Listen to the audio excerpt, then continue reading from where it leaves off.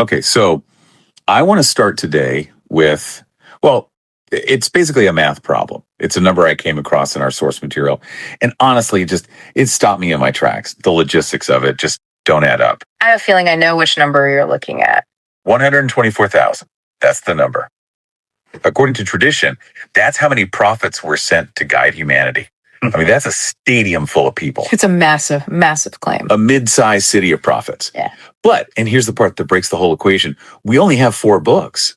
You have 124,000 messengers, but you can count the manuals they left behind on what, one hand? And that right there is the discrepancy we are diving into today. So today we're doing a forensic audit, the deep dive kind. Mm-hmm. We're looking at a source analysis titled Excerpts from Making Yapishterilda. And it takes a very hard, very skeptical look at the hidden history of holy books. Wait. And I want to be clear up front. This isn't about faith. It's not a theological discussion. This is about the physical reality of the texts themselves. Exactly. The mission here is to look at that gap. You have millions of believers who operate under the assumption that these books physically arrived from the presence of God, almost like a sealed package. Delivered right to a doorstep. Yeah. But the source is arguing that the historical record, the archaeological record, it tells a completely different story. A story that involves a lot less divine intervention and a lot more, human editing. The source basically says that what we call sacred text is actually the result of a game of telephone that lasted centuries. Usually compiled by people in power long after the prophets were dead. Which creates what the source calls a foggy history. And I think that's the best way to frame this. We're trying to drive through the fog of thousands of years to see who actually wrote these things. Mm-hmm. Well, let's start with that timeline gap because that's where the fog seems thickest. We mentioned 124,000 prophets, but let's just look at the titans, the ones everyone knows. Noah, Abraham, the heavy hitters. The patriarchs of the Abrahamic tradition, sure. Now, logically, if you look at the story of Noah, this is a hard reset for the planet. The flood happens, the old world is gone, and humanity is starting from scratch. A clean slate. Right. If I'm Noah and I'm responsible for Civilization 2.0, the first thing I'm doing is writing a manual. I'm writing down the laws so we don't screw it up again. From a logistical standpoint, absolutely. It's the perfect moment for a constitution. If there was ever a time for a written code to be handed down and preserved, that would be it. But as the source points out, there is no Book of Noah. There isn't. But, okay, playing devil's advocate here. Yeah. Couldn't you argue that writing just wasn't the medium, that oral tradition was strong enough to carry the message? You could argue that, and people do, but then you have to look at the result. Without a fixed text from that reset moment, you get thousands of years of interpretation of drift, of mythology filling in the blanks. And then you get to Abraham. Right. In the Quran, he's called the friend of Allah. He is the central figure for 3 major religions. You'd think the friend of Allah would get a book deal. You would think. But he didn't leave one either. And the source really presses on this point.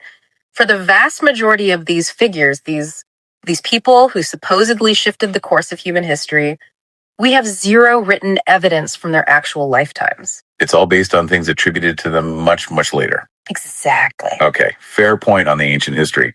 Noah and Abraham, they're deep in the midst of time. But what about when we get closer to the modern era? The source brings up Prophet Muhammad. I mean, we're talking about the 7th century here. Surely the record keeping was better by then. You would assume so, because it just feels closer to us. But this is where the source makes a point that's, frankly, quite controversial for many believers. Even for the last prophet, the historical footing is incredibly slippery. Slippery how? Well, let's just look at the biography. The most solid biography we have is the Sirat Rasul Allah by Ibn Ishaq. Right. Most people assume this was written by someone taking notes while Muhammad was actually speaking, but it wasn't.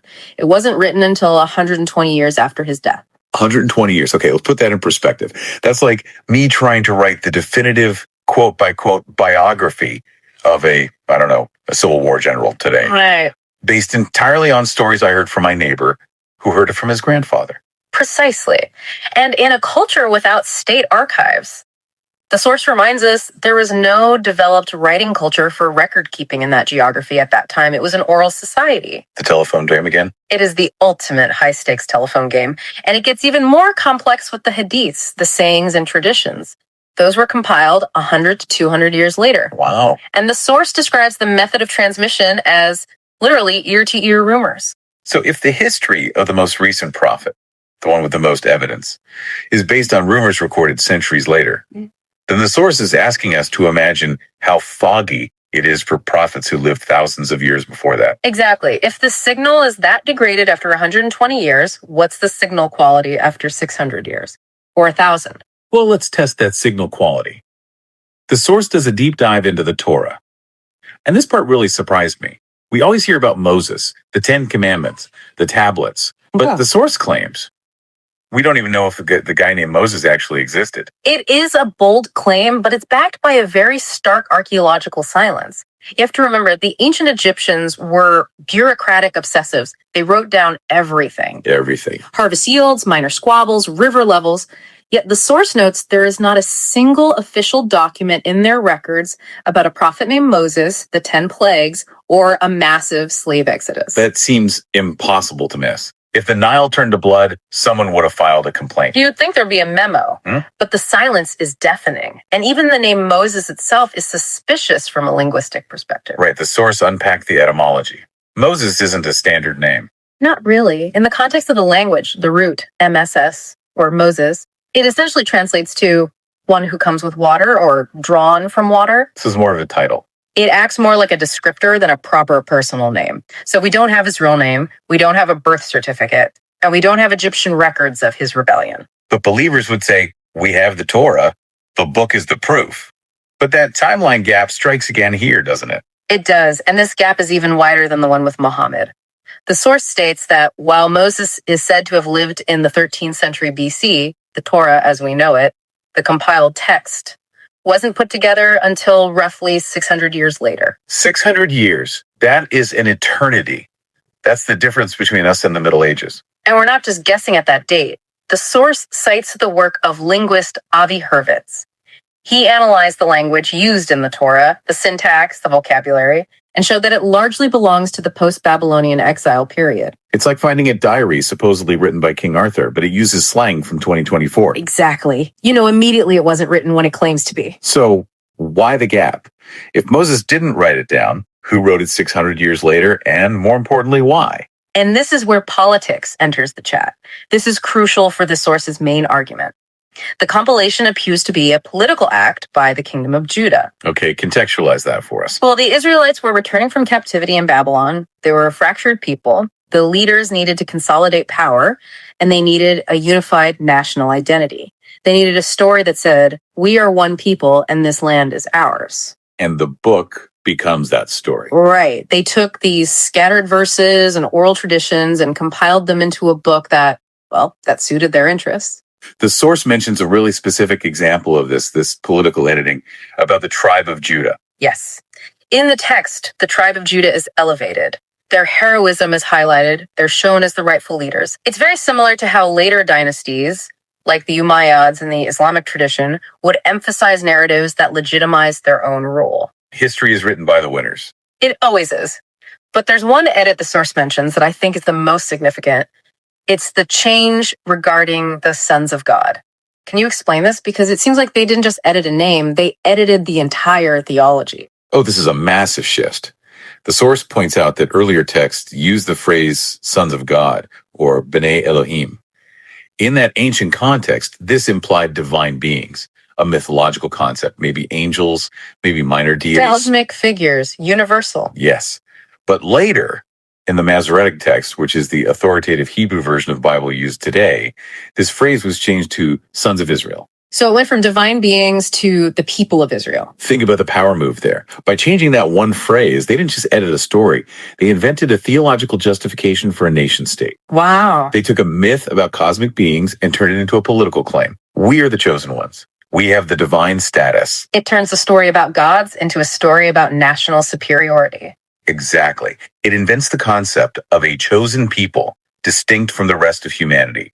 It's a brilliant, if manipulative, piece of political engineering that is still affecting geopolitics today. That is heavy. It really frames the text as a tool for nation building, not just spiritual guidance. And speaking of tools for empire building, let's pivot to the Bible. Yeah. Or, as the source calls it, the Evangelion. This is a fascinating piece of linguistic detective work. We're so used to saying the Bible, but the source takes us back to the original Greek word, Evangelion. Which means good news. Yes, good news or glad tidings. But here's the key. Evangelion wasn't a physical object. It was an announcement, a verbal proclamation. It was a movement you heard, not a book you read. So how did we get from good news, the message, to the Bible, the leather-bound book on the nightstand? Bureaucracy, specifically the Roman Empire. The source describes the early Christian era as chaotic. You had roughly 2,500 different manuscripts, letters, gospels just circulating among the public. Uncontrolled. Completely uncontrolled. Contradictory. And that's a nightmare for an emperor trying to run an orderly state. Right. Constantine and the Roman leadership needed unity. They couldn't have 2,500 versions of the truth. Exactly. So the papacy and the Council of Nicaea stepped in. They essentially curated the content. They selected specific texts that aligned with their theological and political goals to create the New Testament. So the New Testament is basically a government-sanctioned mixtape. In a way, yes. They cherry-picked the canon.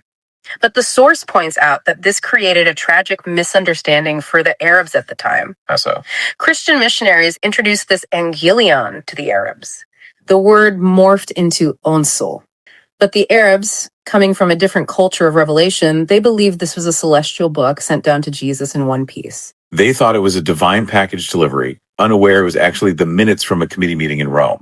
And that misunderstanding is the root of the problem. When you view a text as sent from the sky, you can't question it. You can't update it. It becomes frozen in time. And this leads us to what was probably my favorite part of the source material, the Tevrins analogy.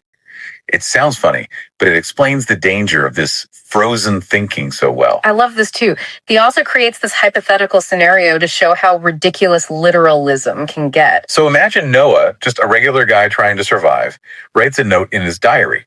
He writes, "I will trade 2 Gagarin beaks for 5 Tevrins of sheep wool." Right, a purely practical transaction. Gagarins are some bird that existed then, and Tevrins was the currency. Simple. But then centuries pass, the flood happens, Gagarin go extinct, the currency collapses. But because Noah the prophet wrote it, people later find this note and go. This is holy. This is Sharia law. So suddenly you have a society trying to build a legal system based on trading extinct bird beaks. Precisely. The point the source is making is that practical notes advice on how to live or trade or manage a society 5,000 years ago, they become rigid dogma when you label them as holy. It's like trying to run a modern economy using the manual for a Commodore 64. And not just using the manual, but executing anyone who suggests using a modern computer. The source argues that lifestyles change. The economic rules of a wool-based society don't fit the digital age. But if you believe those rules came from the presence of God, you can't update them. You're stuck trying to pay with sheep wool in a crypto world. And it's not just about confusion or bad economics, it's about violence. The source talks about how mistranslations, accidental or intentional, can literally lead to war. This is where the forensic analysis gets dark. It does. The source gives an example from Arabic linguistics involving diacritics. Now, for listeners who aren't linguists, diacritics are those little dots and dashes above or below letters, right? Yes. And in Arabic, those dots determine everything. They define the vowel, the consonant, the active or passive voice. The source uses a pop culture reference comparing the sound katala to Cthulhu, which is a bit of a joke, but the linguistic reality is deadly serious. That's so. A single dot can change a word from he killed to he was killed. It can flip an entire sentence from do not attack unless attacked to be the first to attack. That is terrifying. One dot, a slip of the pen, or a deliberate edit. And you go from a command of self-defense to a command of aggressive holy war.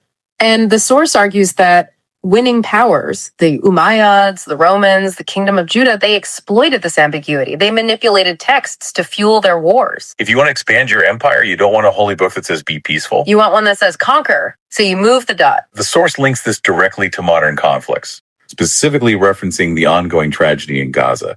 It argues that we are seeing societies breaking each other based on these manipulated, foggy historical texts. And that's really the so what of this entire deep dive. The source argues that basic ethics like don't steal, don't kill are universal. They exist in Sumer and Turkey and America. We don't need a book to tell us murder is wrong. But when you wrap those ethics in a foggy historical text that has been edited by emperors and kings, and then you mistranslate it, you end up with a weapon. You end up fighting over who is the son of God and who is the son of Israel, or interpreting a command to kill that might have originally been a command to wait.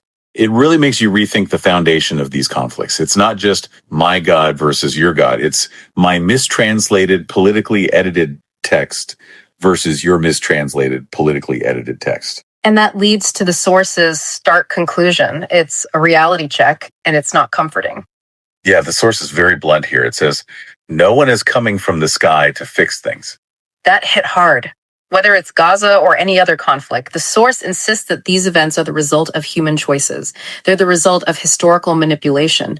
Waiting for divine intervention to fix a mess created by bad translations and political power grabs is, according to the source, just illogical. It puts the responsibility right back on us, on humanity. It does. It strips away the magical thinking.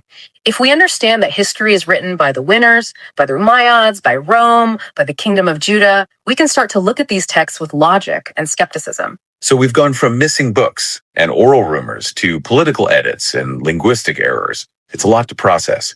But I think the main takeaway is that we need to stop looking at these books as magical objects and start seeing them as historical documents. Exactly.